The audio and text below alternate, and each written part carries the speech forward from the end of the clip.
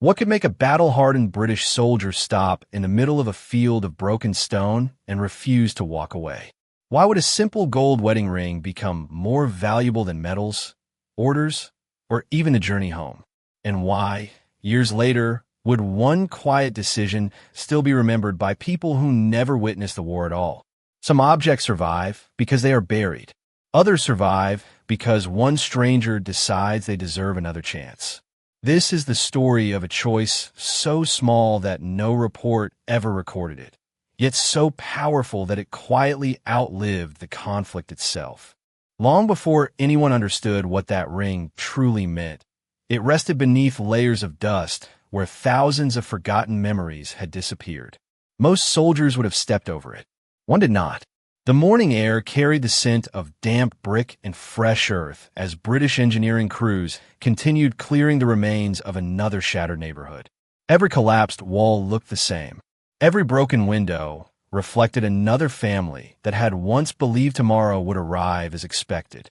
Sergeant Thomas Whitmore worked slowly, saying little, his gloves coated with gray dust that settled over everything like an unwelcome season.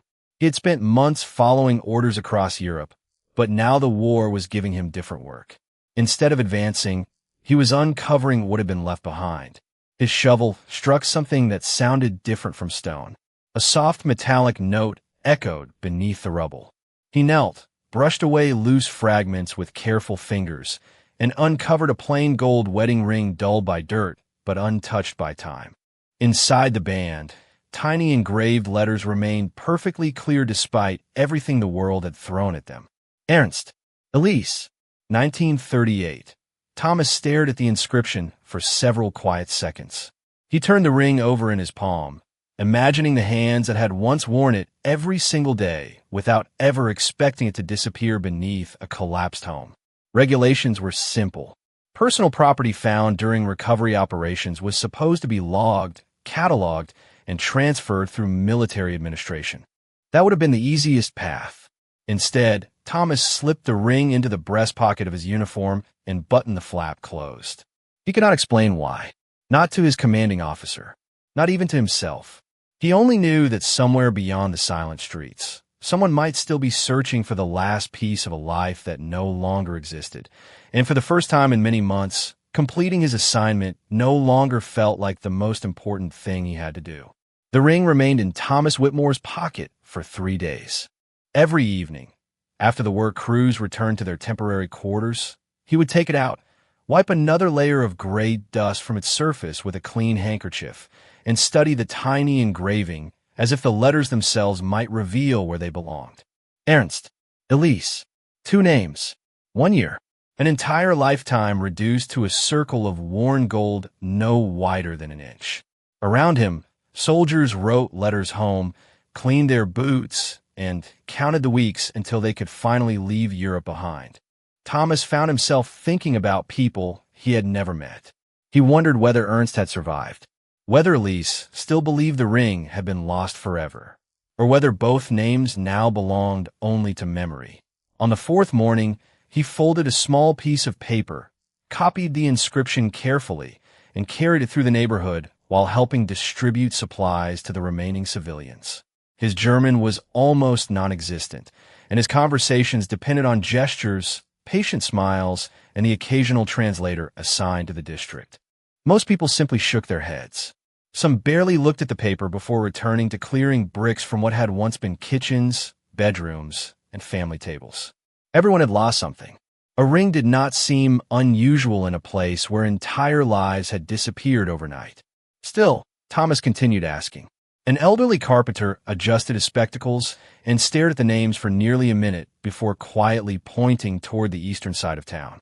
A young woman, he explained in careful English, had been visiting the same ruined house almost every afternoon. She never searched for food, clothing, or furniture. She searched only one room, then left before sunset.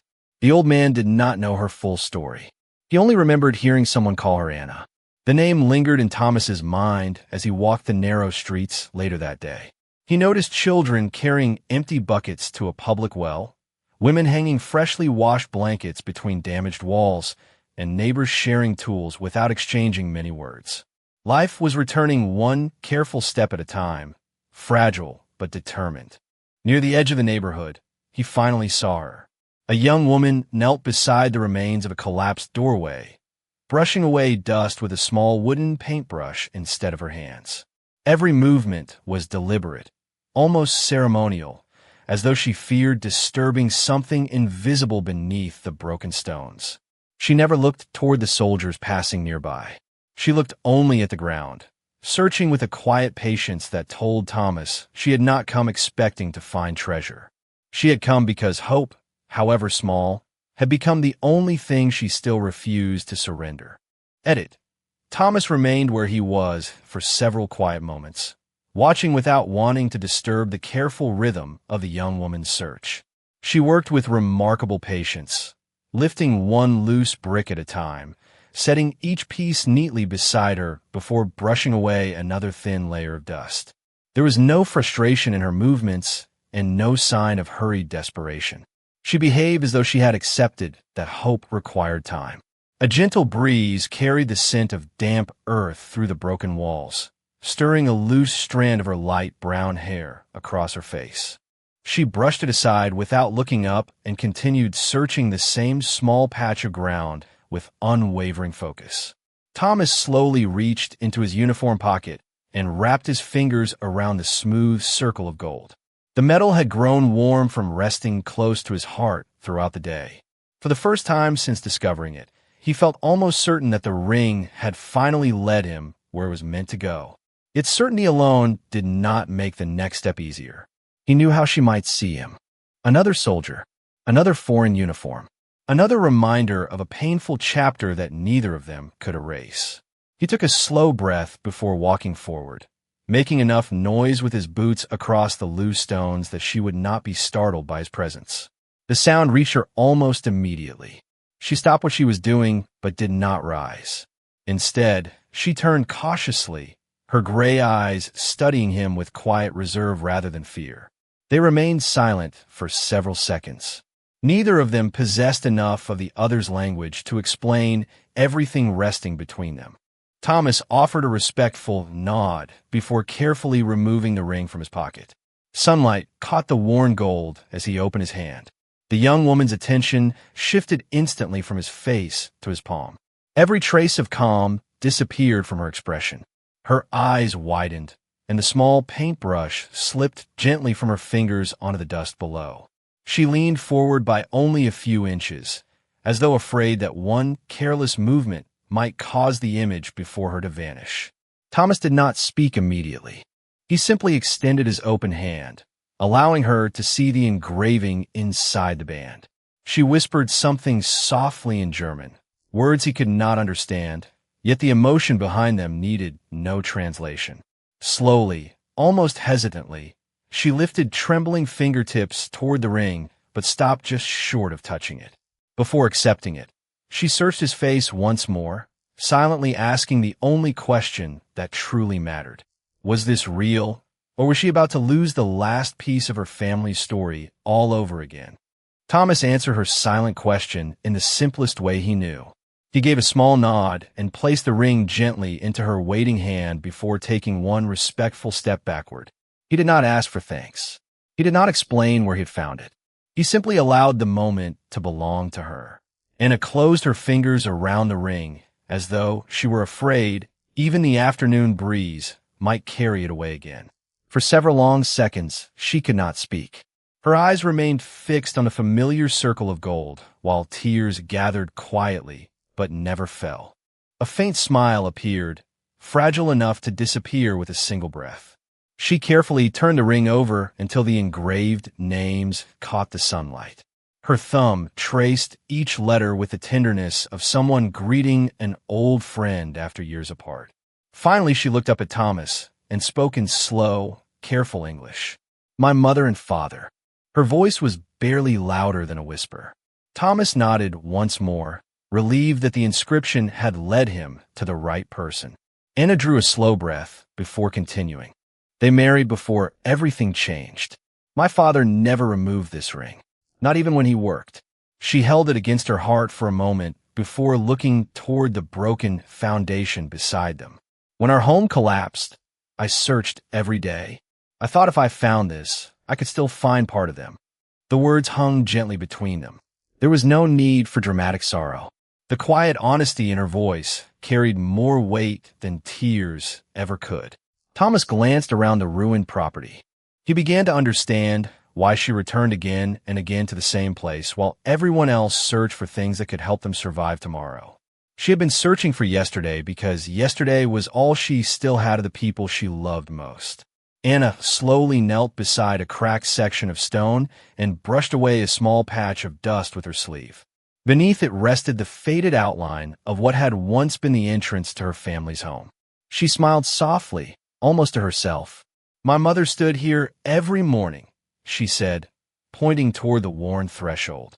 "She always waited for my father before breakfast." Thomas followed her gesture and imagined an ordinary morning untouched by history. A front door opening, quiet conversation, the sound of footsteps, and a wedding ring catching the first light of day. In that simple picture, the ruins around them seemed to disappear, replaced for one brief moment by a home filled not with loss, but with ordinary happiness. Neither of them spoke again for a while. The silence no longer felt uncomfortable. It felt respectful, as though both understood that some memories deserved quiet more than words. The following morning, Thomas expected that their brief encounter would remain exactly that, a single moment carried away by time like so many others he had witnessed during the long months overseas. Instead, as supply wagons rolled into the neighborhood just after sunrise, he noticed Anna already helping several elderly residents organize blankets, water containers, and loaves of fresh bread delivered by relief workers. She moved quietly from one family to another, translating simple instructions whenever someone struggled to understand the British soldiers. There was nothing dramatic about what she did. She simply noticed who needed help before anyone asked. Thomas watched from across the street as she gently adjusted a blanket around an elderly woman's shoulders before kneeling to help a small boy tie the worn lace on his shoe. The wedding ring remained safely around a thin chain beneath her collar, resting close to her heart, where only an occasional glimmer of gold caught the morning light. She no longer carried it in her hand. She carried it as part of herself again. Later that afternoon, Thomas found himself assigned to repair a damaged footbridge crossing a narrow stream less than half a mile from the town square. The work required little conversation, yet Anna appeared with a small basket containing fresh water and pieces of dark bread prepared by several neighbors who wanted to thank the soldiers helping rebuild the area. She hesitated for only a moment before offering one piece to Thomas. "For work," she said with a modest smile. He accepted it with quiet gratitude and replied, "Thank you." The words were simple, but both understood they carried more meaning than either could fully express. As they rested beside the unfinished bridge, Anna touched the chain beneath her collar almost unconsciously. "My father always said a wedding ring is not gold," she explained slowly, choosing each English word with care. "Gold is only metal. Promise is the real ring." Thomas looked toward the flowing water beneath the bridge, considering her father's thought. In his own country, people often spoke of courage through victories and decorations. Yet sitting beside the stream, he realized that promise could survive where buildings, possessions, and even entire neighborhoods could not. Anna smiled faintly as she continued. "He told me that if people remember how to keep promises, families can begin again." A gentle breeze stirred the leaves overhead, carrying away the last traces of dust that had settled across the bridge during construction. Thomas glanced once more at the small flash of gold resting near her heart and understood that he had never truly returned a piece of jewelry. What he had placed back into Anna's hands was the quiet certainty that love, loyalty, and memory could still outlast everything the world had tried to erase. The days that followed settled into a quiet rhythm that neither Thomas nor Anna ever planned, yet both came to expect. Every morning the streets, filled with the sounds of hammers striking weathered timber, wheelbarrows rolling over uneven stone, and neighbors greeting one another with cautious optimism instead of silent exhaustion. Thomas continued working wherever his unit was assigned, repairing fences, clearing narrow roads, rebuilding stairways that connected families to homes still waiting to be restored. More often than not, Anna appeared somewhere nearby, translating instructions, organizing supplies, or guiding elderly residents safely around construction sites. They exchanged only a few words each day, but those words gradually became easier. Thomas learned how to pronounce Anna's name correctly. Anna smiled the first time he did. She practiced simple English phrases while he struggled through careful German greetings, and every small success brought quiet laughter that needed no explanation. There were moments when conversation disappeared altogether, replaced by shared work that seemed to speak more clearly than language ever could. One cool afternoon, they spent nearly 2 hours sorting reclaimed bricks into careful stacks. Thomas lifted the heavier pieces while Anna brushed away old mortar so each brick could be used again. Neither hurried. Each brick placed neatly into the growing pile felt like one more promise that the neighborhood would not remain broken forever. During a short break, Anna uncovered a small porcelain teacup buried beneath loose soil. Its painted blue flowers had faded, but the handle remained perfectly intact. She held it gently before setting it aside, instead of throwing it away. "My mother believed broken things still deserve respect," she said softly. Thomas looked at the delicate cup and nodded. "My grandmother said something similar," he replied. "She never measured value by whether something looked new." Anna smiled, surprised that wisdom could sound so familiar despite coming from homes separated by hundreds of miles and years of conflict. As the afternoon sunlight stretched across the rebuilt walls, several neighborhood children wandered over carrying scraps of what they hoped could become toys. Without saying a word, Thomas knelt beside them and carved a small spinning top using his pocket knife while Anna gathered smooth string to complete it. The children laughed as the little toys spun across the dusty ground, their voices filling the street with a sound that had become increasingly rare before now. Thomas watched them chase the spinning top until it finally tipped onto its side. For the first time since arriving in Germany, he realized he was no longer measuring each day by the amount of destruction cleared away. He was measuring it by the ordinary moments quietly returning to people's lives, and somehow those moments felt stronger than anything the war had ever managed to leave behind. Nearly 3 weeks had passed since Thomas first slipped the weathered ring into his pocket, and without either of them noticing, the quiet routines of rebuilding had become familiar enough to feel almost permanent. Then one gray morning, an official notice arrived with the British engineering unit. Their assignment was complete. Another district farther north needed roads repaired before winter arrived, and the convoy would leave at first light the following day. Thomas folded the orders carefully and placed them inside his jacket. For the rest of the afternoon, he worked as he always had, carrying timber, measuring beams, and helping secure the final planks across the little footbridge. Yet every ordinary task carried the quiet weight of knowing it would be the last time. Anna sensed the change before anyone spoke of it. She noticed the soldiers packing spare equipment into transport trucks and rolling canvas tents into tight bundles. When she finally found Thomas near the completed bridge, she did not ask whether he was leaving. She simply looked at the packed crates behind him and understood. They stood together for a long moment while the stream flowed beneath the bridge they had helped restore only days before. The water sounded exactly the same as it had then, unchanged by everything happening around it. Anna reached into the cloth bag, resting over her shoulder, and carefully removed a small wooden box no larger than a man's hand. Its edges were worn smooth from years of careful use. She offered it to Thomas with both hands. Inside rested a simple fountain pen, polished until the dark wood reflected the afternoon light. "It belonged to my father," she said quietly. He believed every honest life should leave kind words behind. Thomas looked at the pen before gently closing the lid and returning the box to her hands. He shook his head with a warm but grateful smile. "Your father carried it," he answered softly. "You should keep it."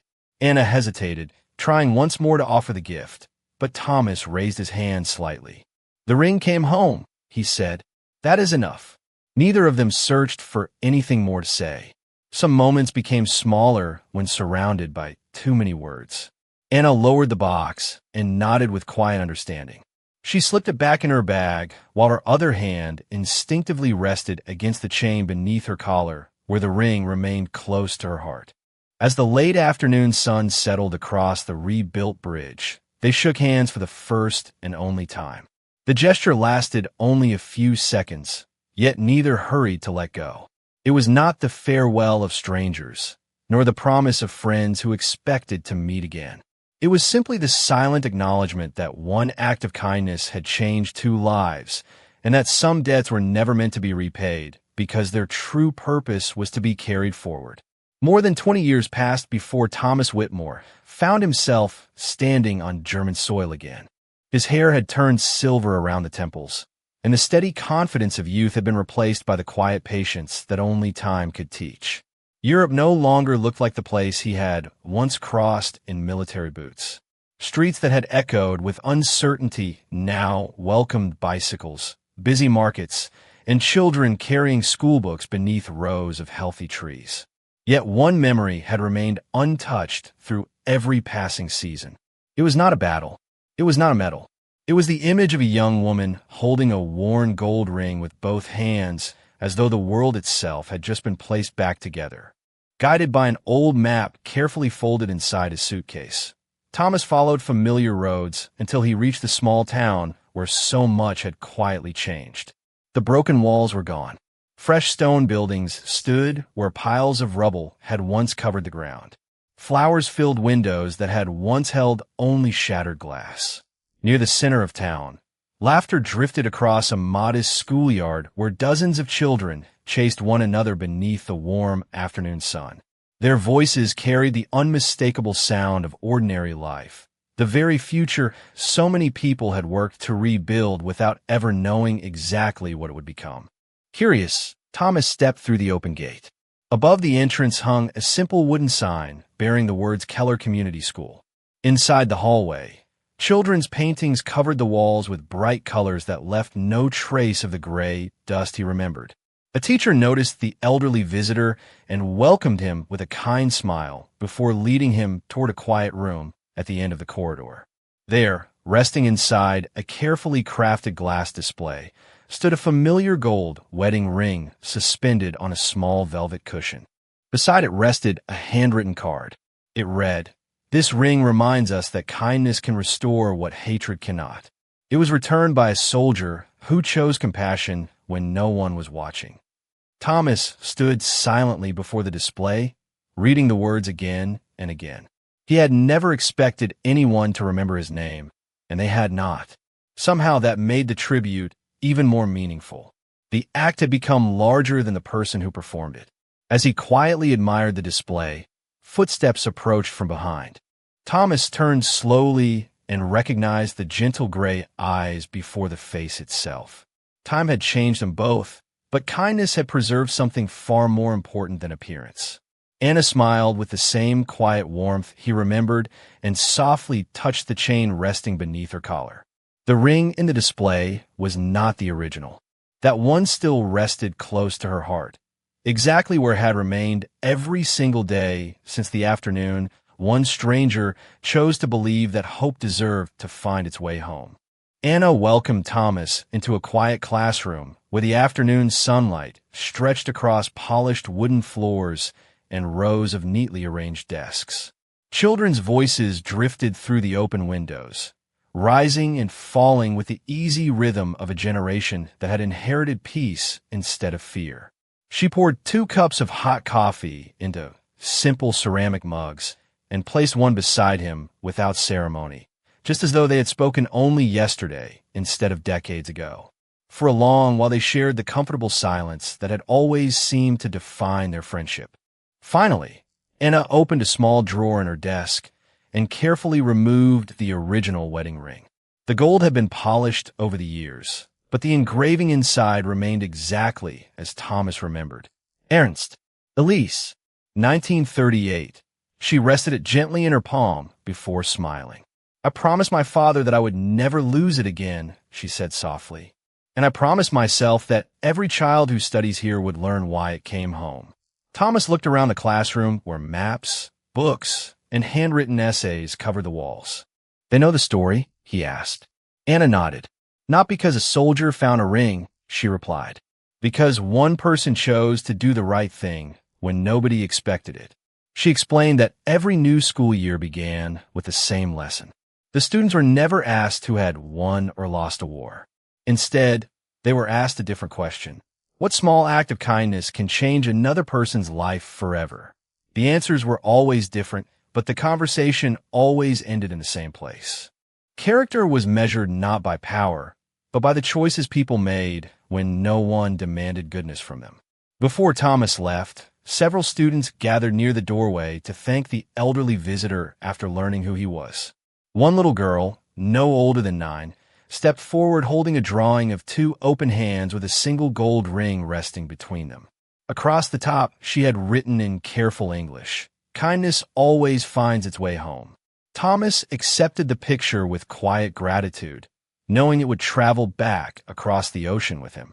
As he walked slowly toward the school gate, he turned for one last look. Anna stood in the doorway with one hand resting over the ring beneath her collar, while children hurried past her carrying books, laughing about ordinary things that every child should be free to enjoy. Thomas smiled before continuing down the peaceful street, understanding at last that history is often remembered through great events, but humanity is remembered through quiet choices. Battles may shape the pages of history, yet it is dignity, compassion, and the courage to return what never belonged to us that shape the hearts of generations, proving that the quiet ones are never truly ordinary.